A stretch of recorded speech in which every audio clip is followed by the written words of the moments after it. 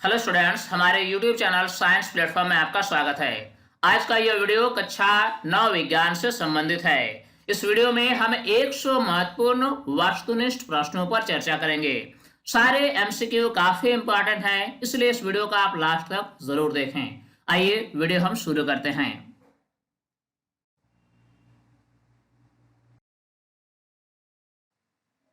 कोशिका की खोज कब हुई?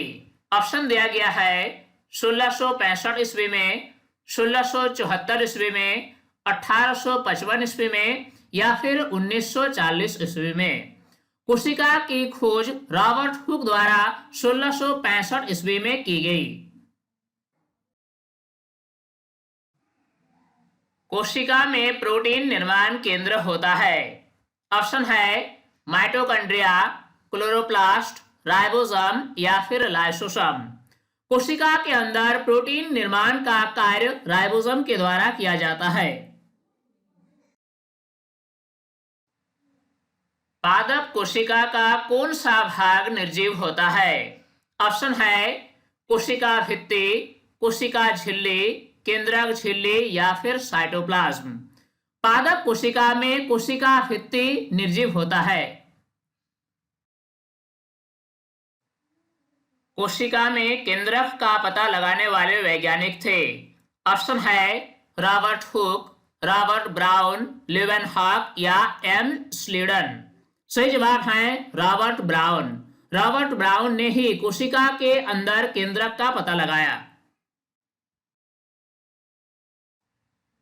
पादप कोशिका में कोशिका भित्ति किस पदार्थ की बनी होती है? ऑप्शन है स्टार्च, लिपिड, सेलुलोज या प्रोटीन। पादप कोशिका में कोशिका भित्ति सेलुलोज की बनी होती है।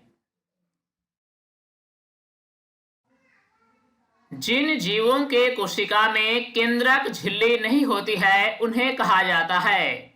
ऑप्शन है एक कोशिक, बहुकोशिक, यूकैरियोट्स या प्रोकैरियोट्स। प्रोकैरियोट्स ऐसे जीव होते हैं जिनकी कोशिका में केंद्रक तो होती है लेकिन केंद्रक बिना झिल्ली की होती है। आत्मघाती थैली कहा जाता है। ऑप्शन है अंतर्द्रव्यी जालिका को, गल्जी उपकरण को, प्लास्टिड को या लाइसोसोम को। कोशिका में लाइसोसोम को आत्मघाती थैली कहा जाता है। केंद्रक के अलावा कौन से कोशिकांग में डीएनए पाया जाता है?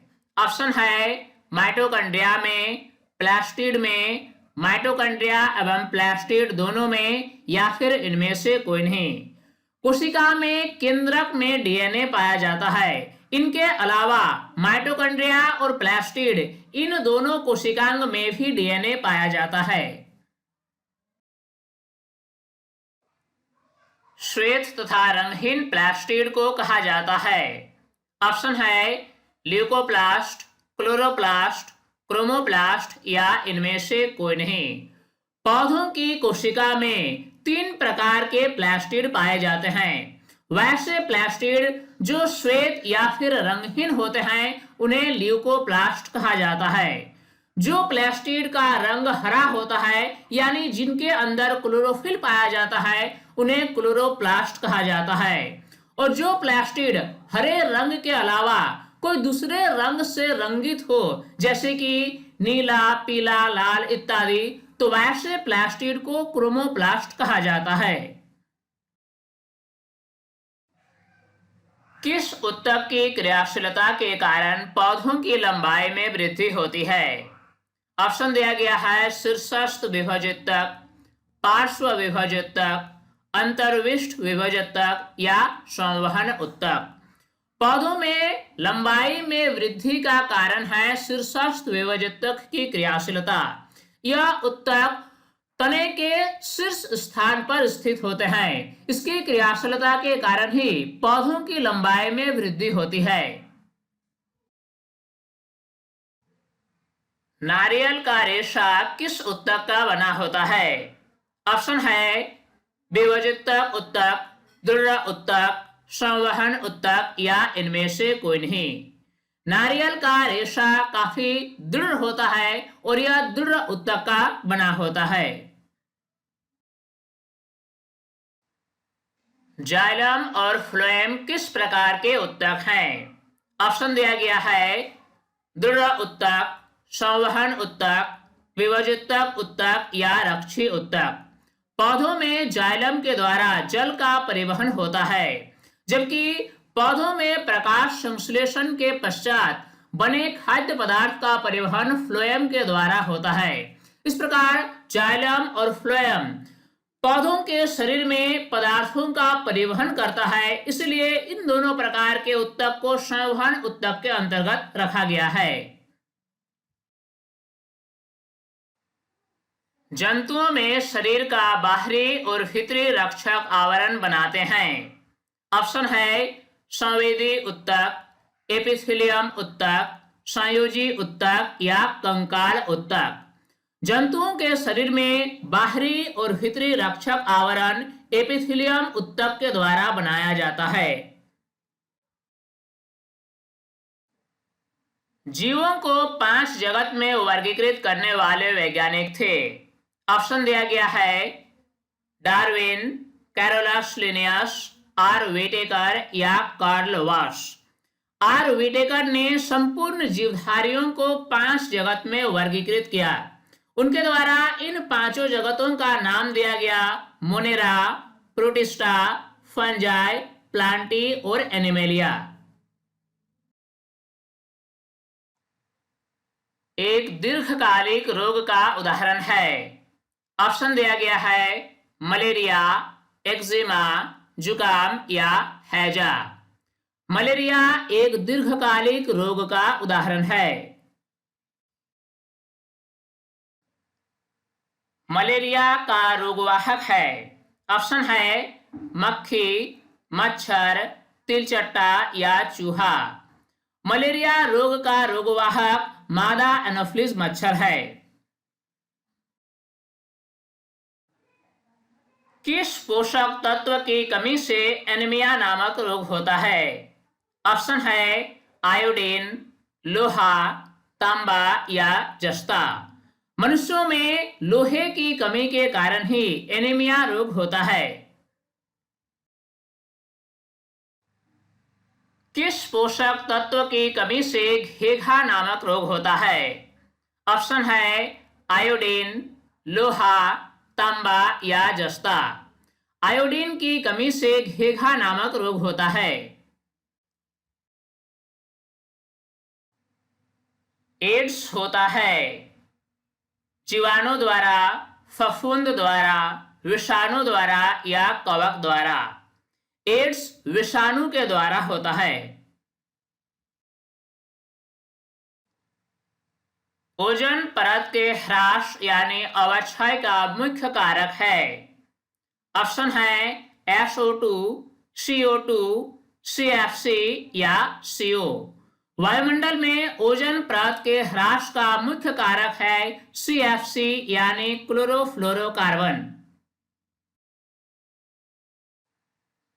वैश्विक उष्मीकरण यानी ग्लोबल वार्मिंग का मुख्य कारक है। ऑप्शन है CO, CO2, SO2 या NO2।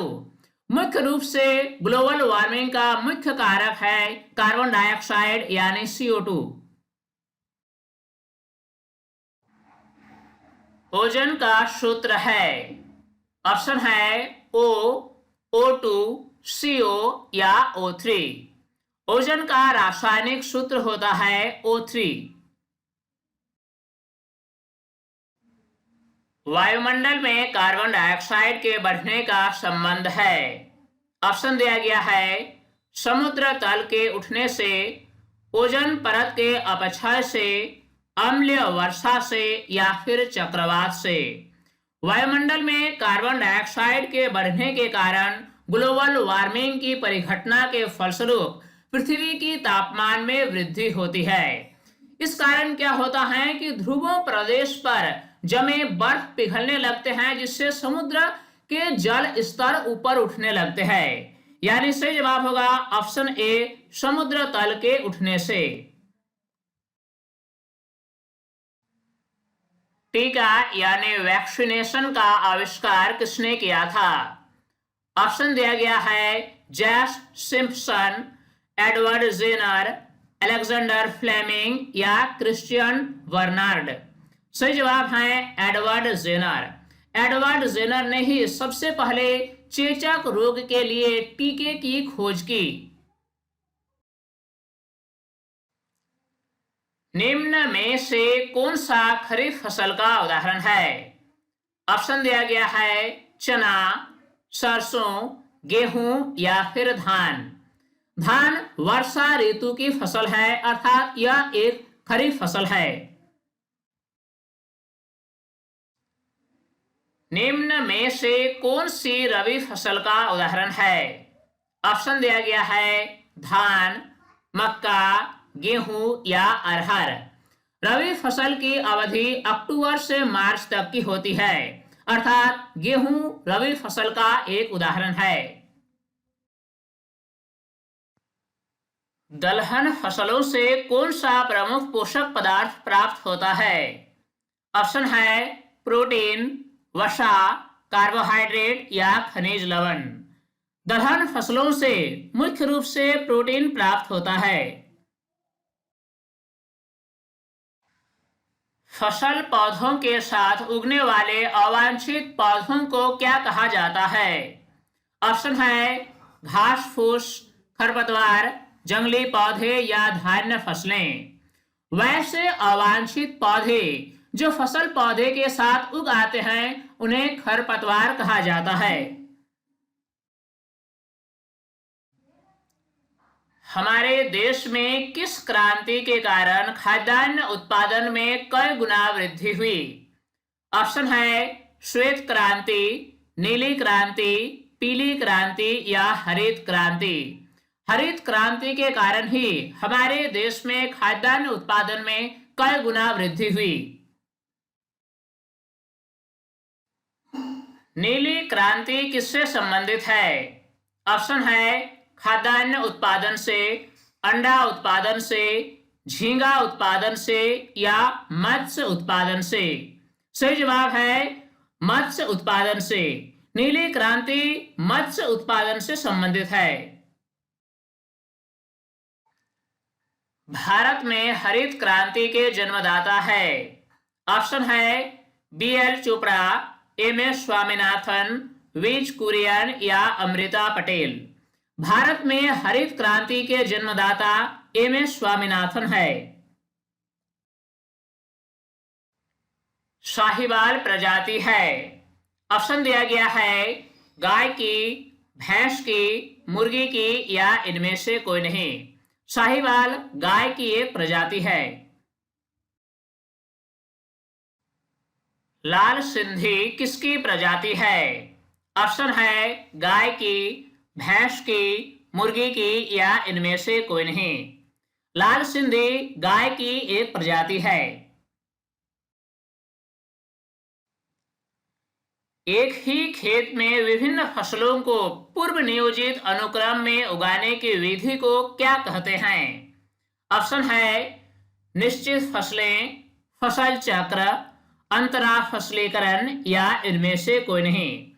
जब किसी खेत में विभिन्न फसलों को पूर्व नियोजित अनुक्रम में उगाया जाता है तो इस विधि को फसल चक्र कहा जाता है। निम्न में से कौन सा भैंस की प्रजाति है? ऑप्शन है मुर्रा, लेगहॉर्न, साहिवाल या गिर। मुर्रा भैंस की एक प्रजाति है। निम्न में से कौन सा कार्बोहाइड्रेट प्रधान फसल है? ऑप्शन है मूंगफली, गेहूं, सरसों या चना। इनमें से गेहूं कार्बोहाइड्रेट प्रधान फसल है। सर्वप्रथम कोशिका की खोज करने वाले वैज्ञानिक थे। ऑप्शन है रॉबर्ट ब्राउन, रॉबर्ट हुक, लेवेनहॉक या पुरोकंज। रॉबर्ट हुक ने कोशिका की खोज की। उन्होंने कर्क की पतली पतली स्लाइसों को काटकर सूक्ष्मदर्शी के द्वारा अवलोकन किया और कोशिका की खोज की। निम्न में से कौन सा एक कोशिक जीव है? ऑप्शन है क्लैमिडोमोनास, पैरामीशियम, अमीबा या उपर्युक्त सभी। क्लैमिडोमोनास, पैरामीशियम और अमीबा ये तीनों एक कोशिक जीव है, अर्थात सही जवाब होगा उपर्युक्त सभी। कोशिका सिद्धांत का प्रतिपादन करने वाले वैज्ञानिक थे। ऑप्शन दिया गया है एम स्लीडन और टी स्वान, रॉबर्ट हुक और रॉबर्ट ब्राउन, लेवेनहॉक या उपर्युक्त सभी। कोशिका सिद्धांत का प्रतिपादन एम स्लीडन और टी स्वान के द्वारा किया गया। निम्न में से प्रोकैरियोटिक कोशिका का उदाहरण है। ऑप्शन है पादप कोशिका, जंतु कोशिका, जीवाणु कोशिका या अमीबा। इन ऑप्शन में जीवाणु कोशिका प्रोकैरियोटिक कोशिका का उदाहरण है।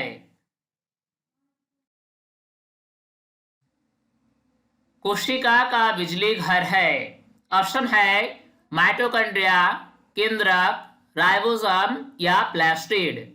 कोशिका में बिजली घर या शक्ति घर माइटोकॉन्ड्रिया होता है।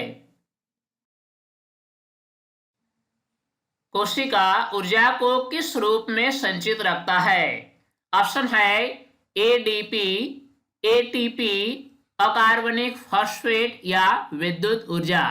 सही जवाब होगा ऑप्शन बी एटीपी यानी एडेनोसिन ट्राइफॉस्फेट। द्विपद नाम पद्धति के लिए कौन सा कथन सही है? ऑप्शन है जीनस का नाम अंग्रेजी के बड़े अक्षर से शुरू होता है, प्रजाति का नाम छोटे अक्षर से शुरू होता है, वैज्ञानिक नाम इटैलिक में लिखे जाते हैं या फिर उपर्युक्त सभी। इस प्रश्न का उत्तर जानने से पहले हमें एक वैज्ञानिक नाम को देखना है। आम का वैज्ञानिक नाम होता है मैंजिफेरा इंडिका। इसमें पहला पद है मैंजिफेरा जो कि जीनस का नाम है, दूसरा पद है इंडिका जो कि प्रजाति यानी स्पीसीज का नाम है। जब भी किसी वैज्ञानिक नाम को लिखा जाता है तो जीनस का नाम अंग्रेजी के बड़े अक्षर से शुरू होता है, जबकि प्रजाति का नाम छोटे अक्षर से शुरू होता है। साथ ही साथ जो वैज्ञानिक नाम लिखा जाता है वह इटैलिक में लिखा जाता है यानी तिरछा करके लिखा जाता है, अर्थात इस प्रश्न का सही जवाब होगा ऑप्शन डी उपर्युक्त सभी।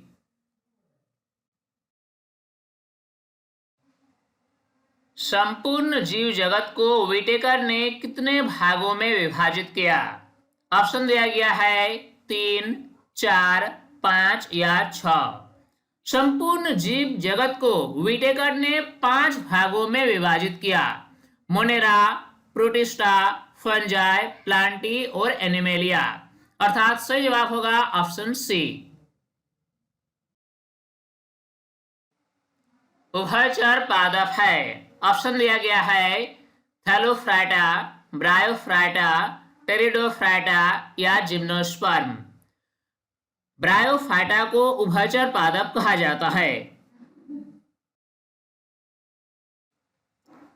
जंतु जगत का सबसे बड़ा संघ है। ऑप्शन दिया गया है आर्थ्रोपोडा, एनिलिडा, मोलस्का या नेमेटोडा। आर्थ्रोपोडा संघ के अंतर्गत सबसे अधिक संख्या में जीव आते हैं, इसीलिए आर्थ्रोपोडा को जंतु जगत का सबसे बड़ा संघ कहा गया है। मेंढक के हृदय में कितने कक्ष होते हैं? ऑप्शन है 2, 3, 4 या 5। मेंढक के हृदय में 3 कक्ष होते हैं। सिस्टेमा नेचुरी नामक पुस्तक के लेखक है। ऑप्शन है Charles Darwin, Carolus Linnaeus, Robert Hooke या लेवेनहॉक। सिस्टेमा नेचुरी नामक पुस्तक कैरोलस लिनियस के द्वारा लिखा गया। निम्नलिखित में से कौन सा कोशिकांग डीएनए रखता है? ऑप्शन दिया गया है सेंट्रियोल, गल्जिकाई, लाइसोसोम या माइटोकॉन्ड्रिया। कोशिका के केंद्रक में डीएनए पाया जाता है।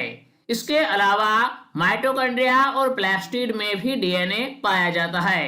अर्थात इस प्रश्न का सही जवाब होगा ऑप्शन डी, माइटोकॉन्ड्रिया। निम्न में से संक्रामक रोग की पहचान करें। ऑप्शन है कैंसर, हृदय रोग, मधुमेह या हैजा। हैजा एक संक्रामक रोग है।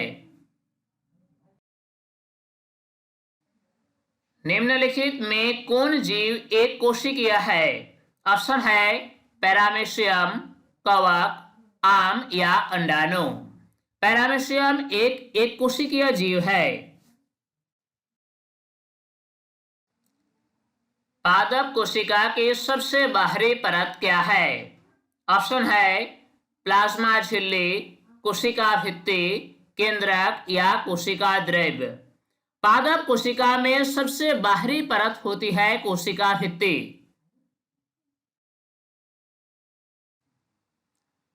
कोशिका झिल्ली का कोशिका के बाहर से अपने भोजन तथा अन्य पदार्थ के ग्रहण करने की प्रक्रिया को क्या कहते हैं?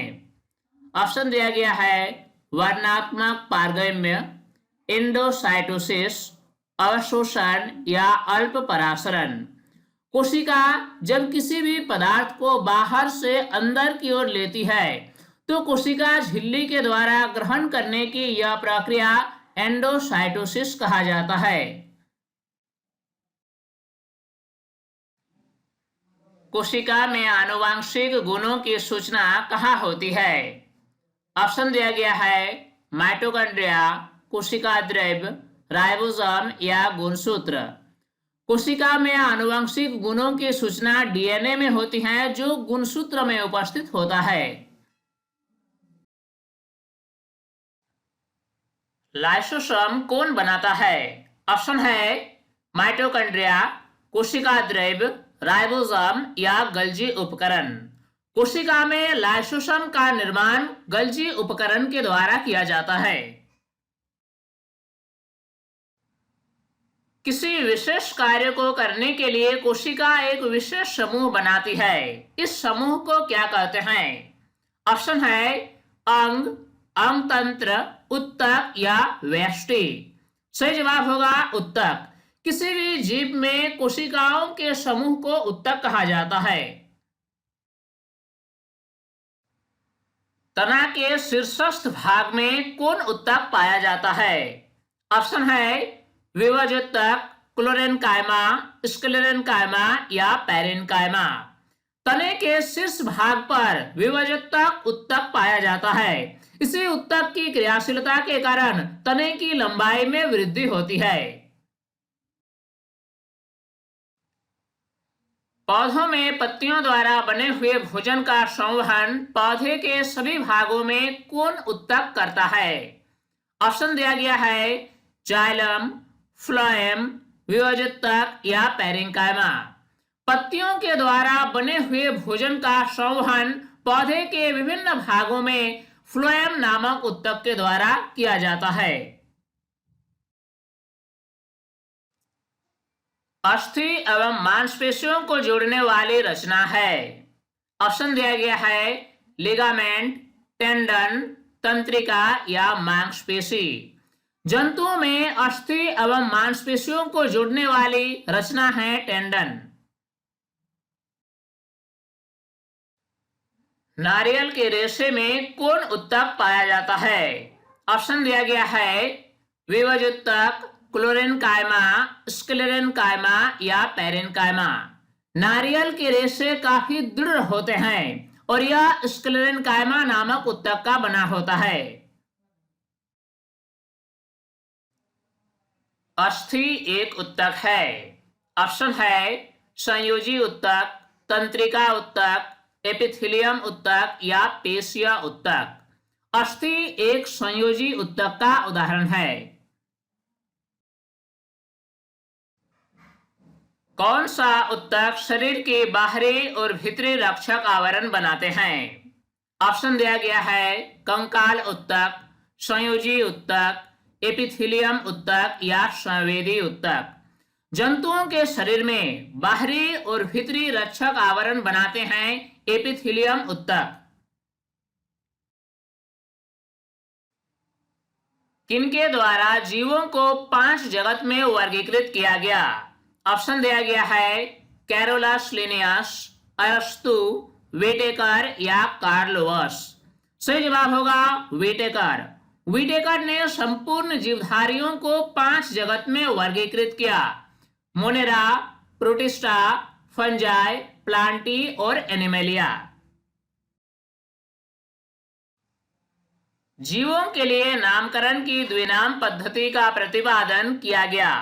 ऑप्शन है रॉबर्ट हुक द्वारा, कैरोलस लिनियस द्वारा, व्हिटेकर द्वारा या डार्विन द्वारा। जीवों के लिए नामकरण की द्विनाम पद्धति का प्रतिपादन कैरोलस लिनियस द्वारा किया गया।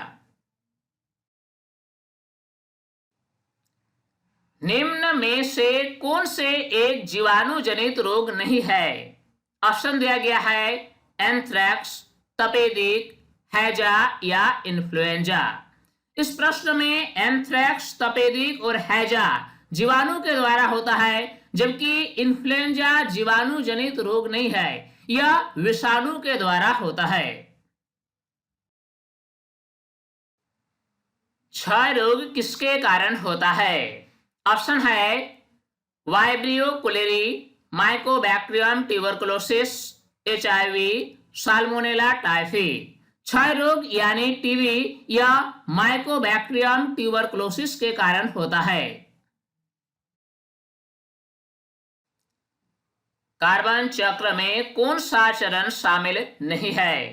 ऑप्शन दिया गया है वाष्पोत्सर्जन, श्वसन, प्रकाश संश्लेषण या फिर जीवाश्म ईंधनों का दहन। वाष्पोत्सर्जन एक ऐसी प्रक्रिया है जिसमें पौधों के शरीर से अतिरिक्त जल का ह्रास होता है वाष्प के रूप में। इसी क्रिया को वाष्पोत्सर्जन कहा जाता है। वाष्पोत्सर्जन में कार्बन चक्र का चरण शामिल नहीं होता है। राइजोबियम जीवाणु का कार्य है। ऑप्शन दिया गया है नाइट्रेट्स को नाइट्रोजन में बदलना, मुक्त नाइट्रोजन को नाइट्रेट्स में बदलना, पौधों में जल के अवशोषण में सहायता, रोग उत्पन्न करना। दलहन कुल के पौधों की जड़ों में ग्रंथियां पाई जाती है। इन ग्रंथियों में विशेष प्रकार के जीवाणु पाए जाते हैं जिन्हें राइजोबियम के नाम से जाना जाता है। ये जीवाणु का कार्य यह है कि वायुमंडल में मौजूद मुक्त नाइट्रोजन को नाइट्रेट्स में बदलकर मिट्टी में गाड़ देते हैं, जिसमें क्या होता है भूमि की उर्वरा शक्ति में वृद्धि होती है। इस प्रकार इस प्रश्न का सही जवाब होगा ऑप्शन बी, मुक्त नाइट्रोजन को नाइट्रेट्स में बदलना। टीका यानी वैक्सीनेशन का आविष्कार किसने किया था? ऑप्शन हमारे पास है Alexander Fleming, Edward Jenner, James Simpson या रोनाल्ड रॉस। सही जवाब होगा एडवर्ड जेनर। एडवर्ड जेनर ने सबसे पहले चेचक रोग के लिए टीके की आविष्कार की। एड्स होता है। ऑप्शन है जीवाणु से, फफूंद से, प्रोटोजोआ से या विषाणु से। एड्स विषाणु के द्वारा होता है। एंथ्रेक्स नामक रोग का कारण है। ऑप्शन दिया गया है फंजाई, बैक्टीरिया, वायरस या अमीबा। एंथ्रेक्स रोग मनुष्य और मवेशी दोनों में हो सकता है। यह एक विशेष प्रकार के बैक्टीरिया यानी जीवाणु के द्वारा होता है जिसका नाम है बैसिलस एंथ्रेसिस। किस पोषक तत्व की कमी से घेघा रोग उत्पन्न होता है? ऑप्शन दिया गया है आयरन, आयोडीन, जस्ता या तांबा। सही जवाब होगा आयोडीन। आयोडीन की कमी से ही घेघा रोग होता है। विटामिन सी की कमी से उत्पन्न होने वाले रोग है। ऑप्शन है रक्तोंधी, बेरीबेरी, एनीमिया या स्कैर्वी। विटामिन सी की कमी से स्कैर्वी नामक रोग होता है। एक दीर्घकालिक रोग का उदाहरण है? ऑप्शन दिया गया है मलेरिया, हैजा, जुकाम या एक्जिमा।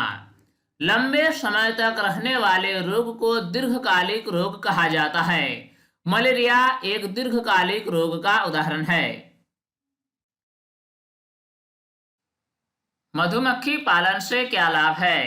ऑप्शन दिया गया है शहद प्राप्त होता है, मोम प्राप्त होता है, फसल की पैदावार अच्छी होती है या फिर उपर्युक्त सभी। मधुमक्खी से हमें शहद की प्राप्ति होती है, मधुमक्खी के छत्ते से मोम प्राप्त होता है, साथ ही साथ मधुमक्खियां फसलों में परागण के लिए एक महत्वपूर्ण भूमिका अदा करती है, जिससे फसल की पैदावार भी अच्छी होती है। अर्थात प्रश्न का सही जवाब होगा ऑप्शन डी, उपर्युक्त सभी। मेरी कल्चर से तात्पर्य है? ऑप्शन है मीठे जल में मछली पालन, समुद्री मछलियों का संवर्धन, मधुमक्खी पालन या फिर औषधीय पौधों की खेती। समुद्री मछलियों का संवर्धन को मैरीकल्चर कहा जाता है।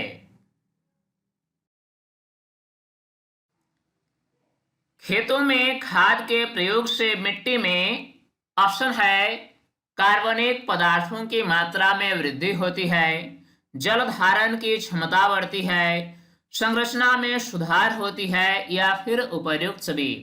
जब हम खेतों में खाद का प्रयोग करते हैं तो मिट्टी की गुणवत्ता में वृद्धि होती है, मिट्टी में कार्बनिक पदार्थों की मात्रा में बढ़ोतरी होती है, साथ ही साथ मिट्टी की जल धारण क्षमता भी बढ़ती है। खाद के प्रयोग करने से मिट्टी की संरचना में भी सुधार होती है। अर्थात सही जवाब होगा ऑप्शन डी, उपर्युक्त सभी। जीन बने होते हैं? ऑप्शन है डीएनए के खंड से, माइटोकॉन्ड्रिया एवं राजधानी से, लाइसोसोम से या क्रोमेटिन धागों से। जीन वास्तव में डीएनए के खंड होते हैं। रतौंधी कैसा रोग है? ऑप्शन है आनुवांशिक रोग, हार्मोन की गड़बड़ी से उत्पन्न रोग, कुपोषण से उत्पन्न रोग, विटामिन ए की कमी से उत्पन्न रोग।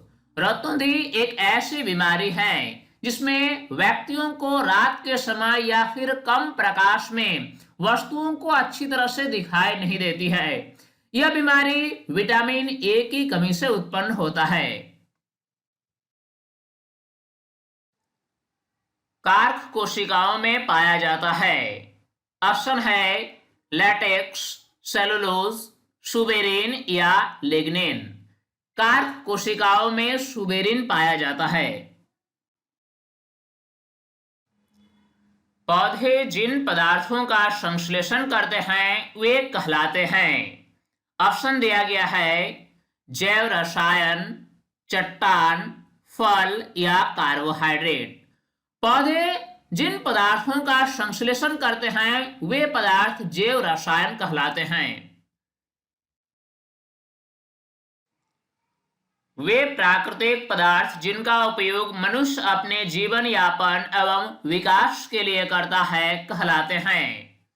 ऑप्शन दिया गया है रासायनिक पदार्थ, वस्तु, प्राकृतिक संपदा या उपयोगी पदार्थ। सही जवाब होगा प्राकृतिक संपदा। वैसे प्राकृतिक पदार्थ जिनका उपयोग हम अपने जीवन यापन या फिर विकास के लिए करते हैं प्राकृतिक संपदा कहलाते हैं। कोशिका का पावर हाउस है? ऑप्शन है माइटोकॉन्ड्रिया, गल्जी उपकरण, लवक या राइबोसोम। कोशिका में माइटोकॉन्ड्रिया को पावर हाउस यानी शक्ति गृह कहा जाता है। ट्रैकिड्स पाए जाते हैं जाइलम में, फ्लोएम में, वश या उत्तकों में या पेशियों में। जाइलम में ट्रैकिड्स पाए जाते हैं। जाइलम के 4 प्रमुख घटक हैं: जाइलम ट्रैकिड्स, जाइलम वाहिकाएं, जाइलम पैरेन्काइमा और जाइलम फाइबर। ओजोन गैस पाई जाती है? ऑप्शन है क्षोभ मंडल में, आयन मंडल में, समताप मंडल में या बाह्य मंडल में। हमारे वायुमंडल के समताप मंडल में ओजोन गैस पाई जाती है। एक सूक्ष्म पोषक तत्व है। ऑप्शन दिया गया है जस्ता, नाइट्रोजन, फास्फोरस या पोटेशियम। ऐसा पोषक तत्व जिसकी आवश्यकता बहुत ही कम मात्रा में होती है सूक्ष्म पोषक तत्व कहलाते हैं। जस्ता एक ऐसा पोषक तत्व है जिसकी आवश्यकता जीवों को बहुत ही कम मात्रा में होती है, अर्थात जस्ता एक सूक्ष्म पोषक तत्व का उदाहरण है। पादप और जंतु कोशिका में प्रमुख अंतर है। ऑप्शन दिया गया है पोषण संबंधी, गति संबंधी, वृद्धि संबंधी या श्वसन संबंधी। पौधे प्रकाश संश्लेषण की क्रिया द्वारा अपना भोजन स्वयं बना लेते हैं, अर्थात वे स्वपोषी होते हैं, जबकि जंतु विषमपोषी होते हैं। अर्थात हम कह सकते हैं कि पादप और जंतु कोशिका में प्रमुख अंतर पोषण संबंधी होता है। ओजोन है। ऑप्शन है द्रव, वाष्प, ठोस या गैस। ओजोन गैस है। वायुमंडल में नाइट्रोजन की प्रतिशतता है। ऑप्शन दिया गया है 21, 78, 0.03 या फिर 0.007। हमारे वायुमंडल में नाइट्रोजन की प्रतिशतता 78% है। पादप कोशिका के चारों तरफ पाई जाने वाली मोटी परत को क्या कहते हैं? ऑप्शन दिया गया है टोनोप्लास्ट, डिक्टियोसम, प्लाज्मा झिल्ली या कोशिका भित्ति। पादप कोशिका के चारों ओर पाए जाने वाली मोटी परत कोशिका भित्ति होती है। जंतु कोशिका के सबसे बाहरी आवरण को क्या कहते हैं? ऑप्शन दिया गया है कोशिका झिल्ली, कोशिका भित्ति, कोशिका काय या केंद्रक झिल्ली। जंतु कोशिकाओं में सबसे बाहरी आवरण होती है कोशिका झिल्ली। कोशिका के केंद्रक का पता लगाने वाले वैज्ञानिक थे। ऑप्शन दिया गया है रॉबर्ट हुक, रॉबर्ट ब्राउन, लेवेनहॉक या टी स्वान। कोशिका के अंदर केंद्रक का पता लगाने वाले वैज्ञानिक थे रॉबर्ट ब्राउन। श्रम विभाजन किन जीवों में होता है? ऑप्शन हमारे पास है एक कोशिक जीवों में, बहुकोशिक जीवों में, उपर्युक्त दोनों में या फिर इनमें से कोई नहीं। एक कोशिक जीव केवल एक ही कोशिका का बना होता है, जबकि बहुकोशिकीय जीवों में अनेक कोशिकाएं होती है। बहुकोशिकीय जीवों में विभिन्न प्रकार के कार्यों का विभाजन होता है, इसलिए श्रम विभाजन केवल बहुकोशिक जीवों में ही पाया जाता है। कोशिका सिद्धांत का प्रतिपादन किसने किया था? ऑप्शन हमारे पास है रॉबर्ट हुक, लेवेनहॉक, वाटसन तथा क्रिक या फिर स्लाइडेन एवं स्वान। कोशिका सिद्धांत का प्रतिपादन स्लाइडेन एवं स्वान के द्वारा किया गया था। स्क्वेरवी किस विटामिन की कमी से होती है? ऑप्शन दिया गया है vitamin A, vitamin B, vitamin C या फिर विटामिन डी। हमारे शरीर में स्क्वेरवी नामक बीमारी विटामिन सी की कमी के कारण होती है। निम्न में से कौन सा संक्रामक रोग नहीं है? ऑप्शन दिया गया है एड्स, कैंसर, क्षय रोग या फिर टाइफाइड। इन ऑप्शन में से एड्स, क्षय रोग और टाइफाइड संक्रामक रोग है, जबकि कैंसर एक संक्रामक रोग नहीं है। प्रोटोजोआ द्वारा होने वाले रोग है। ऑप्शन है मलेरिया, एड्स, हैजा या फिर इन्फ्लुएंजा। मलेरिया रोग प्लाज्मोडियम के कारण होता है, जो कि एक प्रोटोजोआ है। एड्स किसके कारण से होता है? ऑप्शन दिया गया है फंजाई, जीवाणु, प्रोटोजोआ या फिर एचआईवी। एड्स एचआईवी नामक वायरस के द्वारा होता है। फंजाई किस प्रकार की जीव है? ऑप्शन है विषमपोषी, यूकैरियोट, मृतजीवी या फिर उपर्युक्त सभी। फंजाई यानी कवक यह विषमपोषी होती है क्योंकि यह अपना भोजन स्वयं नहीं बना पाती है। फंजाई की कोशिकाएं यूकैरियोटिक प्रकार की होती है। साथ ही साथ ये मृतजीवी होती है, अर्थात ये सड़े गले पदार्थों के ऊपर उगाते हैं और पोषण प्राप्त करते हैं। इस प्रकार सही जवाब होगा उपर्युक्त सभी। लाइकेन किन दो सहजीवी जीवों से बनी है? ऑप्शन है शैवाल और कवक, जीवाणु और कवक, शैवाल और जीवाणु या फिर शैवाल और पौधे। लाइकेन वास्तव में शैवाल और कवक का सहजीवी संबंध है। इस वीडियो में हमने क्लास 9 साइंस से रिलेटेड इंपॉर्टेंट एमसीक्यू पर डिस्कशन किया। उम्मीद करता हूं ये वीडियो आपके लिए काफ़ी हेल्पफुल हुई होगी और इस वीडियो से आपने काफ़ी कुछ सीखा होगा। ये वीडियो आपको कैसा लगा आप हमें कमेंट में ज़रूर बताएं। अगर अभी तक आप हमारे YouTube चैनल साइंस प्लेटफॉर्म को सब्सक्राइब नहीं किया है तो इसे अभी सब्सक्राइब ज़रूर कर लें। तब तक के लिए बाय।